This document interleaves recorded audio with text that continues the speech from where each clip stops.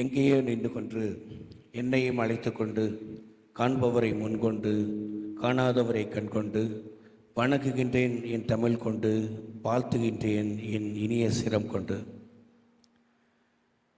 இந்த வேஃப் ஆரோ 1.0 டேலண்ட் ஷோவில் சீஃப் கெஸ்டாக வந்து என்னை அழைத்ததற்கு இந்த வேஃப் ஆரோனுடைய ஃபவுண்டர் மற்றும் சீஃப் எக்ஸிக்யூட்டிவ் ஆஃபீஸர் திரு பிரகாஷ் அவர்களுக்கும் அவருடைய குழுவினருக்கும் நன்றியை தெரிவித்துக் கொள்கின்றேன்.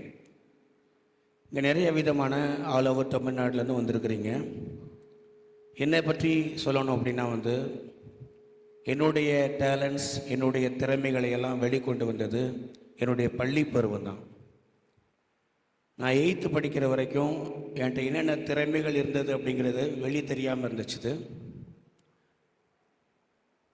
பாளையங்கோட்டையில் உள்ள ஒரு பள்ளி தான் வந்து என்னுடைய திறமைகளை வெளிக்கொண்டாந்துச்சு. அதுக்கப்புறம் என்னுடைய காலேஜ் லைஃப் எல்லா விதமான இதுலேயுமே வந்துட்டு நான் சிறந்த ஒரு பாடகராக இருந்திருக்கிறேன். நிறைய விதமான இடங்களில் பரிசுகளை செஞ்சுருக்கிறேன். ஸோ இந்த விதமான டேலண்ட் ஷோ வந்து நமக்கு 3 வகையான காம்போனன்ட்ஸ் கொடுக்குது. ஒன்று கல்வி, கலை, களம். நமக்கு எஜுகேஷனும் தேவை, டேலண்ட்ஸும் தேவை, அதே நேரம் ஸ்போர்ட்ஸும் தேவை. இந்த 3 சேர்ந்து தான் வந்து இம்பார்ட்டன்ஸ் கொடுக்குறோம். முதுகலை வணிகவியல் துறையினுடைய துறை தலைவராக பணியாற்றிட்டு இருக்கிறேன். நீங்கள் உங்களுடைய திறமைகள் வந்து வெளிக்காட்டுறதுக்காக வந்திருக்கிறீங்க.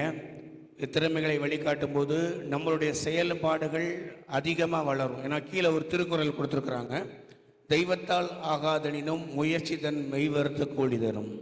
நம்முடைய முயற்சிக்கு ஆப்போசிட் எதுவுமே கிடையாது.